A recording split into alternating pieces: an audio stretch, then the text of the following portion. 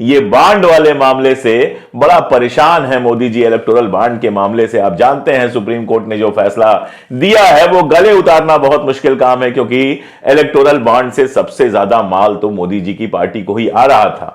अब सुधीर चौधरी का काम यह है कि अगर कहीं गू भी मिल जाए और उसको पता चले कि यह सरकारी गू है तो वो बताने लगेगा कि गू की खुशबू लेने के क्या क्या फायदे हैं। ममता बनर्जी से सीधे सवाल पूछा था कि आपके राज में ऐसा कैसे हो सकता है कि महिलाओं के साथ लगातार इस तरह की घटना हो रही है और आप खामोश बैठी हैं। मांग हो रही है कि राष्ट्रपति शासन लगा दिया जाए पश्चिम बंगाल में। चलिए इस मांग में मैं शामिल हो जाता हूं, लेकिन इसके साथ एक मांग मैं और जोड़ देता हूं कि मणिपुर में भी राष्ट्रपति शासन लगा देना चाहिए। क्या महिलाओं का सम्मान यह देख के किया जाएगा कि वो किस राज्य से हैं और उस राज्य में उनका शासन क्या है? और गोदी मीडिया का तो कहना ही क्या है। गोदी मीडिया तो सिर्फ तभी बोलेगा जब विपक्ष के राज्य में कोई मामला होगा, कोई ऐसा मसला होगा जिस पर किसी ममता बनर्जी को, किसी तेजस्वी यादव को, किसी राहुल गांधी को घेरा जा सके।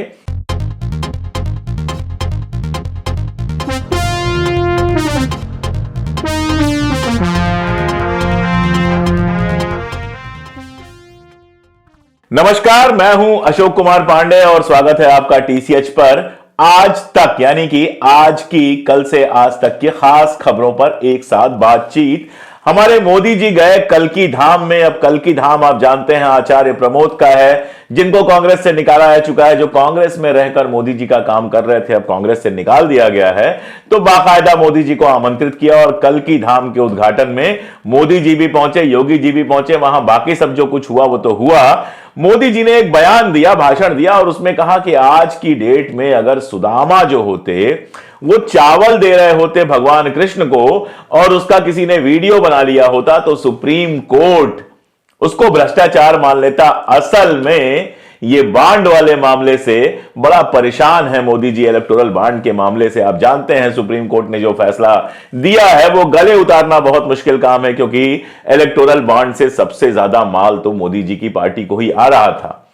तो सुदामा जब चावल लेके गए थे तो पहली बात तो यह कि भगवान कृष्ण को उन्होंने भरे दरबार में चावल दिया था, छुप के नहीं दिया था। यानी देखने वाला हर आदमी जानता था कि सुदामा चावल लेकर आए हैं।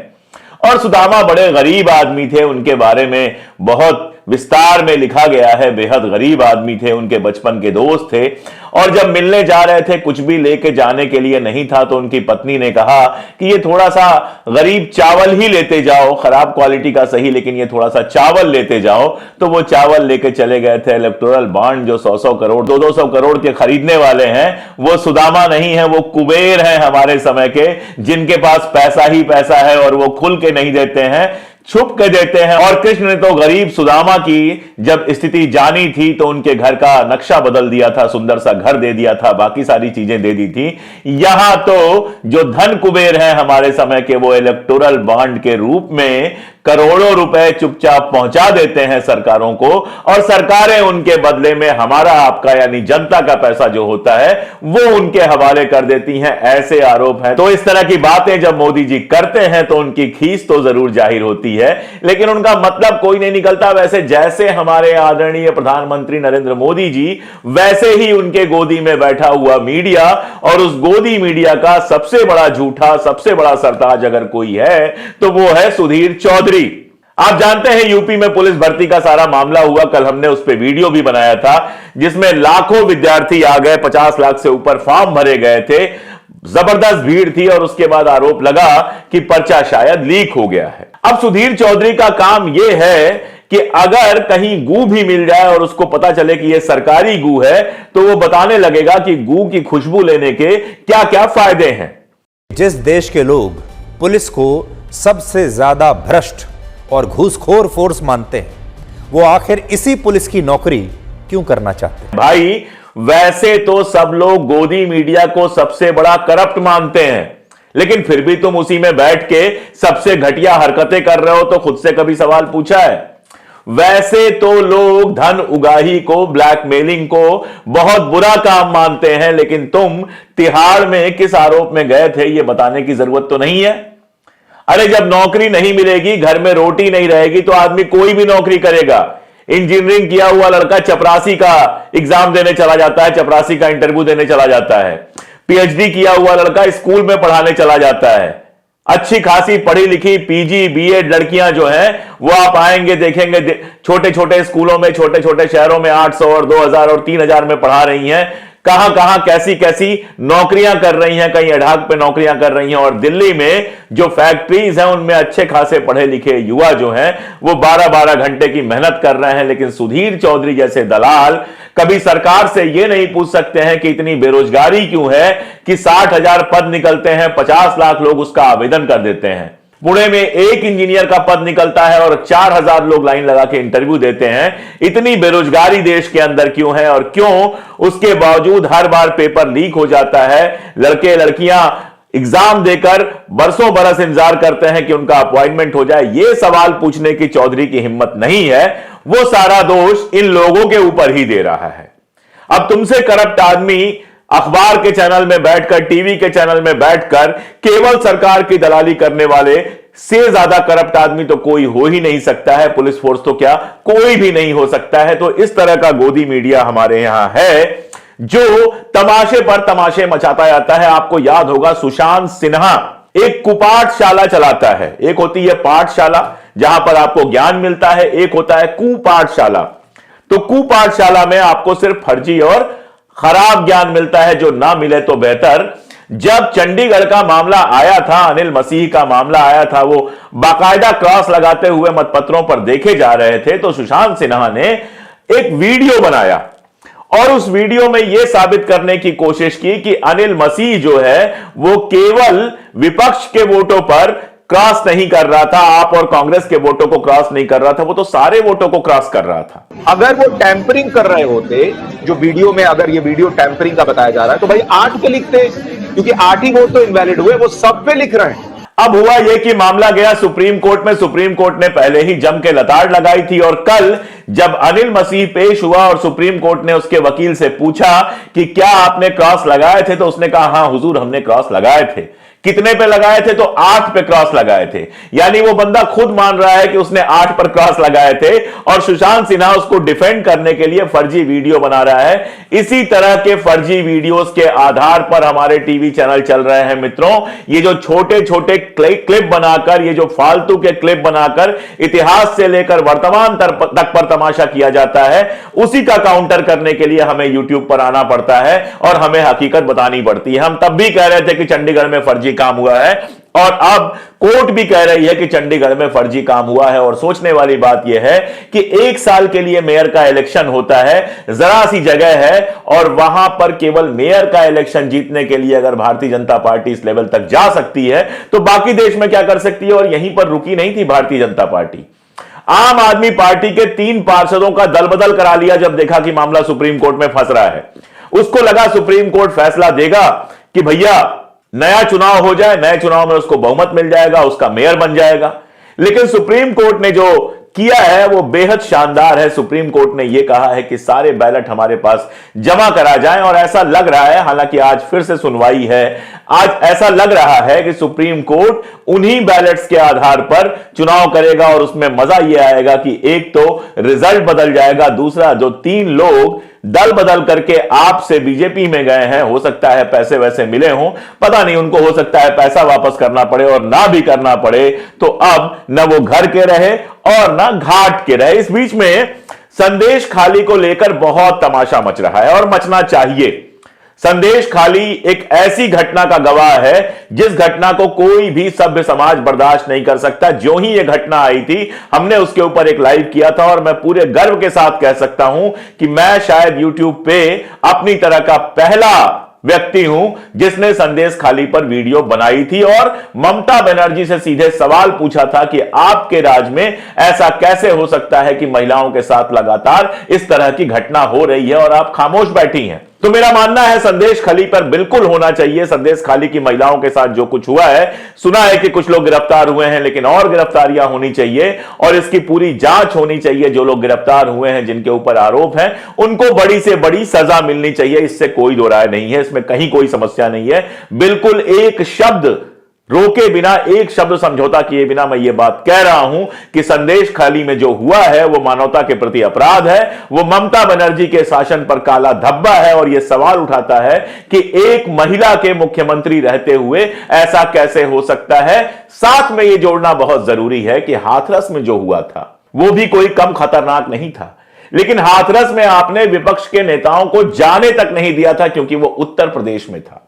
ऐसी कितनी ही घटनाएं हुई हैं जिन पर हमारी जो महिला आयोग की अध्यक्षा है वो एक शब्द नहीं बोलती, कहीं नहीं जाती। बनारस में भाजपा से जुड़े हुए 3 लोगों के ऊपर आरोप लगा कि उन्होंने आईआईटी की एक छात्रा के साथ ये सब कुछ किया है और उस पर किसी का कोई बयान नहीं आया। हमारी जो महिला आयोग की अध्यक्षा है या हमारी मंत्री लोग महोदया हैं, इन सारे लोगों ने कुछ नहीं बोला, ना तो स्मृति ईरानी ने बोला, ना किसी ने बोला, ना कुछ हुआ। वो अब पहुंच गई हैं पश्चिम बंगाल और खबर यह आ रही है कि जल्दी ही हमारे आदरणीय प्रधानमंत्री महोदय संदेश खाली जा रहे हैं और यह अच्छी बात है, जाना ही चाहिए। बिल्कुल वहां पर हर तरह का प्रतिरोध होना चाहिए, लेकिन पश्चिम बंगाल से तो मणिपुर बिल्कुल बगल में रह जाता है। उनके पास तो प्राइवेट जेट है, 15 मिनट 20 मिनट में वहां से मणिपुर पहुंच जाएंगे। मणिपुर क्यों नहीं जाते? मांग हो रही है कि राष्ट्रपति शासन लगा दिया जाए पश्चिम बंगाल में। चलिए इस मांग में मैं शामिल हो जाता हूं, लेकिन इसके साथ एक मांग मैं और जोड़ देता हूं कि मणिपुर में भी राष्ट्रपति शासन लगा देना चाहिए। लेकिन मणिपुर की तो हालत यह है कि वहां के मुख्यमंत्री के विक्रम सिंह को बदलने के लिए भी मोदी जी तैयार नहीं है और मणिपुर का नाम लेने के लिए भी तैयार नहीं है। 4 महीने से ऊपर हो गए, लगातार मणिपुर जल रहा है। लगातार खबरें आ रही हैं वहां से एक महिला को नग्न करके परेड कराने की जो वीडियो थी वो तो वायरल हुई थी और हम सब ने देखा था। और उसके बाद भी ना तो हमारी राष्ट्रीय महिला आयोग की चेयरमैन उस पर कुछ बोलती हैं, ना स्मृति ईरानी कुछ बोलती हैं, ना मोदी जी बोलते हैं, ना कोई और बोलता है। इसलिए क्योंकि मणिपुर में जो शासन है वो भारतीय जनता पार्टी का है। क्या महिलाओं का सम्मान यह देख के किया जाएगा कि वो किस राज्य से हैं और उस राज्य में उनका शासन क्या है? हमारे जैसे लोग तो साफ कहते हैं कि मणिपुर में जो हुआ उसकी सजा के विक्रम सिंह को मिलनी चाहिए थी और पश्चिम बंगाल में जो हुआ उसकी सजा ममता को मिलनी चाहिए। मैं बिल्कुल इस बात को कहता हूं, किसी भी प्रदेश में इस तरह की कोई घटना होती है उसके लिए वहां की सरकार जिम्मेदार है, चाहे वो भारतीय जनता पार्टी की सरकार हो, चाहे तृणमूल कांग्रेस की सरकार हो, चाहे कांग्रेस की सरकार हो, चाहे दुनिया की किसी पार्टी की सरकार हो। लेकिन आज हम वहां पहुंच गए हैं जहां पर हमारे प्रधानमंत्री महोदय, हमारे आयोग और वगैरह वगैरह सिर्फ तभी बोलते हैं जब मामला विपक्ष का हो। जब अपना शासन हो तो ये सारे लोग खामोश रह जाते हैं। और गोदी मीडिया का तो कहना ही क्या है, गोदी मीडिया तो सिर्फ तभी बोलेगा जब विपक्ष के राज्य में कोई मामला होगा, कोई ऐसा मसला होगा जिस पर किसी ममता बनर्जी को, किसी तेजस्वी यादव को, किसी राहुल गांधी को घेरा जा सके। अगर इन लोगों को नहीं घेरा जा सके, अगर सवाल किसी भारतीय जनता पार्टी के नेता पे उठने लगे तो ये सारे लोग खामोश हो जाएंगे। इसीलिए तो ये लोग जो दिन रात गाते रहते हैं कि मोदी जी का डंका विदेश में बज रहा है, मोदी जी का डंका विदेशों में बज रहा है। अभी अमित शाह जी का बयान आया, कहीं पर भी दुनिया में आप चले जाओ पूछेंगे मोदी के भारत से आते हो ना। ये बात अलग है कि मोदी जी खुद जब विदेश में जाते हैं तो वो कहते हैं कि मैं गांधी और बुद्ध की धरती से आया हूं। ये अलग बात है। अब ये बताइए, इतना डंका अगर बज रहा है तो हमारे पासपोर्ट की जो ताकत है वो तो बड़ी शानदार होनी चाहिए। हमारा पासपोर्ट देखते ही दुनिया भर में स्वागत होना चाहिए। लोगों को कहना चाहिए, अच्छा मोदी जी के देश का पासपोर्ट है, तुरंत आ जाओ, तुरंत आ जाओ, वीजा की भी जरूरत नहीं है, खटाखट वीजा क्लियर होना चाहिए ना। जिस देश की इतनी इज्जत है, जहां मोदी जी की इतनी इज्जत है, वहां पासपोर्ट की भी इज्जत होनी चाहिए, भारतीय नागरिक होने की इज्जत होनी चाहिए। लेकिन खबर यह है कि भारतीय पासपोर्ट की जो स्थिति है वो लगातार गिरती जा रही है। मालदीव जैसा जरा सा देश जो है उसके पासपोर्ट की ताकत हमारी पासपोर्ट से ज्यादा है। पाकिस्तान के पासपोर्ट की ताकत में कोई डिक्लाइन नहीं आई है, लेकिन भारत के पासपोर्ट में लगातार डिक्लाइन आती जा रही है। और सिर्फ इसी में नहीं आ रही है, गोदी मीडिया ऐसे ही काम नहीं करता है। हमारे यहां का जो प्रेस इंडेक्स है, प्रेस की आजादी का इंडेक्स है, वो भी लगातार गिरता जा रहा है। मैं आपको हालत बताऊं, फ्रांस की एक पत्रकार थी जो भारत में 22 साल से रिपोर्टिंग कर रही थी, काफी सम्मानित पत्रकार थी। अचानक अभी उनको यह आदेश मिला कि आप भारत छोड़ के चले जाइए, और बड़े दर्द के साथ उन्होंने लिखा कि एक ऐसा देश जहां मैंने 22 साल रिपोर्टिंग की, जहां मैंने शादी की, जहां मेरा बच्चा हुआ, जहां मेरा बच्चा पढ़ा लिखा, उस देश को छोड़कर जाते हुए मुझे दुख आ रहा है। और कारण यही था कि वो सरकार के पक्ष में लगातार लिखने के लिए या गोदी मीडिया बनने के लिए, गोदी मीडिया का हिस्सा बनने के लिए तैयार नहीं थी, तो वही हुआ, उनको बाहर जाना पड़ा। तो ना तो आपके पासपोर्ट की औकात बढ़ रही है, ना प्रेस इंडेक्स में आप कहीं हैं, और हालत यह है कि संयुक्त अरब अमीरात जैसे देश में जहां ढेर सारे भारतीय लगातार नौकरी करते रहे हैं, आज भी वहां पर 35 लाख की वर्कफोर्स इंडियन है, मतलब 35 लाख भारतीय वहां पर काम करते हैं। वहां पर अमीरात ने एक नई नीति बनाई है जिससे भारत के लोगों की नौकरियां कम हो सकती हैं। तो डंका कहां बज रहा है मुझे पता नहीं। इजराइल को आप हथियार भेज रहे हैं, अगर उसको डंका बजना कहते हैं, अदानी की कंपनी में बना हुआ ड्रोन अगर इजराइल को भेजने को डंका बजता हुआ कहते हैं तो अलग बात है, वरना इजराइल और फलस्तीन की लड़ाई चल रही है, पूरे मिडिल ईस्ट में बवाल है, सारी दुनिया इसमें कहीं ना कहीं शामिल है, लेकिन हिंदुस्तान की कोई बात तक नहीं कर रहा। बात कब हो रही है इंटरनेशनल मीडिया में? बात तब हो रही है जब बाघ बाघिन की शादी में धर्म घुसाया जा रहा है। जी हां, किस्सा यह हुआ कि सीता नाम की एक बाघिन थी, अब अकबर नाम का एक बाघ लाया गया और बाघ बाघिन का वंश जो है चलता रहे, इसलिए दोनों को जोड़ा गया। अब हिंदू संगठनों ने तमाशा यह मचा दिया कि अकबर की शादी सीता से कैसे हो सकती है। भाई, इंसानों में धर्म बांट लो, वहां तो तुमने दुनिया भर के लव जिहाद और क्या क्या नियम बना ही दिए हैं, अब शेर और शेरनी की शादी में भी धर्म देखोगे।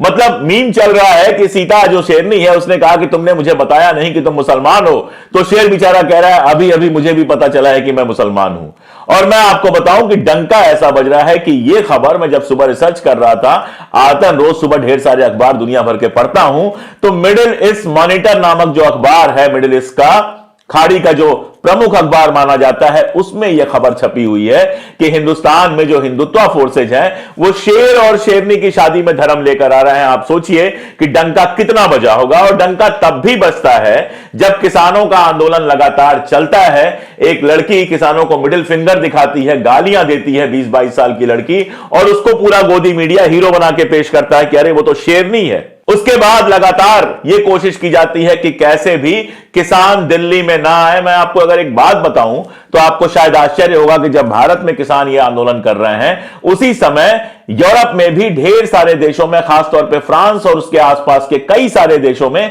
किसान आंदोलन कर रहे हैं, क्योंकि जिस तरह से कैपिटलिस्ट, जिस तरह से पूंजीपति खेती को पूरी तरह से अपने कब्जे में कर लेना चाहते हैं, उसको लेकर दुनिया भर में किसानों में गुस्सा है।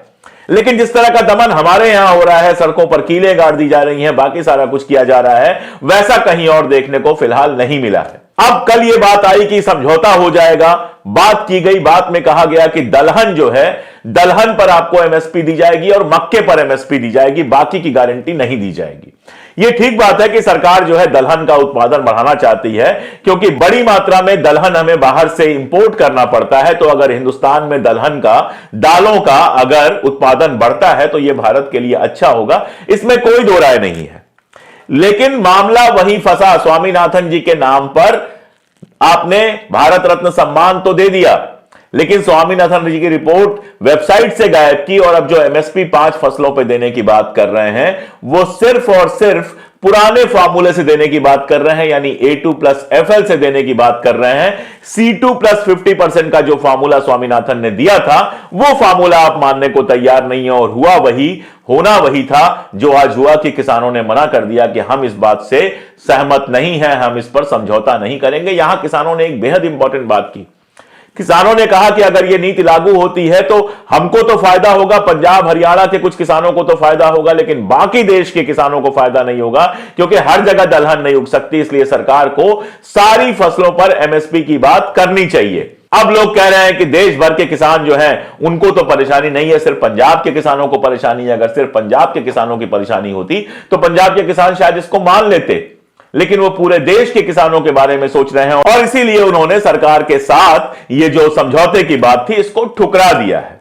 तो देश ऐसे ही चल रहा है, आगे चुनाव आने वाला है, राहुल गांधी लगातार फील्ड में, और कुछ बहुत जरूरी बातें राहुल गांधी कर रहे हैं जो मैं दोहराना चाहूंगा। वो बार बार कह रहे हैं कि हमारे देश का युवा पूरे दिन मोबाइल में लगा रहता है और फालतू की चीजें देखता है। मैं भी आपसे कहता हूं कि पूरे दिन सोशल मीडिया पे बकवास देखना बंद कीजिए, केवल वही चीजें देखिए जो आपको काम की लगती हैं, जो सच्ची लगती हैं।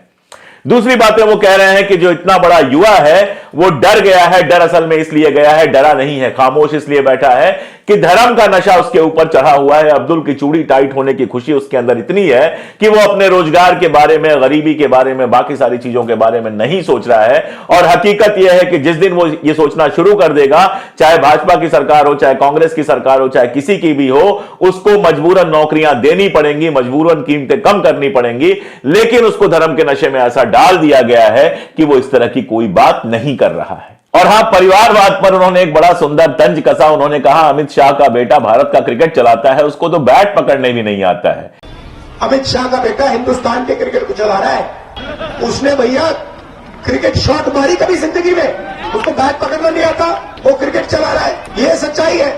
ये वाकई मजेदार है। परिवारवाद पे लगातार हमला करने वाली जो भारतीय जनता पार्टी है, उसके भीतर जो इस तरह का लगातार परिवारवाद देखा जा रहा है, उस पर राहुल गांधी का हमला मजेदार है। जवाब आएगा, क्योंकि मिनिस्ट्री में जो भारत सरकार का मंत्रालय है, उसमें कई सारे मंत्रियों की एक ही ड्यूटी है, राहुल गांधी ट्रॉल डिपार्टमेंट। तो वो सब जवाब आएगा और जो बातें होंगी इंटरेस्टिंग, उस पर हम आगे बातें करते रहेंगे। लेकिन आज के लिए इतना ही। एक अपील सबके साथ कि जुड़िए हमारे साथ, ताकत बनिए हमारी। सुधीर चौधरी और इस तरह का सुशांत सिन्हा और इस तरह का जो गोदी मीडिया है, उसको सपोर्ट करने वाले तो बड़े बड़े लोग हैं, सरकारें हैं, बड़े बड़े पूंजीपतियों के चैनल हैं। लेकिन हमारे जैसे लोगों के लिए तो आप ही हैं जो सपोर्ट कर सकते हैं। अगर संभव हो तो हमारी मेंबरशिप लीजिए, ज्वाइन बटन दबाकर आप हमारी मेंबरशिप ले सकते हैं। जो पिन कमेंट है उसको खोल के वहां पर लिंक है, वहां से भी आप हमारी मेंबरशिप ले सकते हैं। आप जहां से भी देख रहे हैं वहां से हमें सुपर थैंक्स भेज सकते हैं।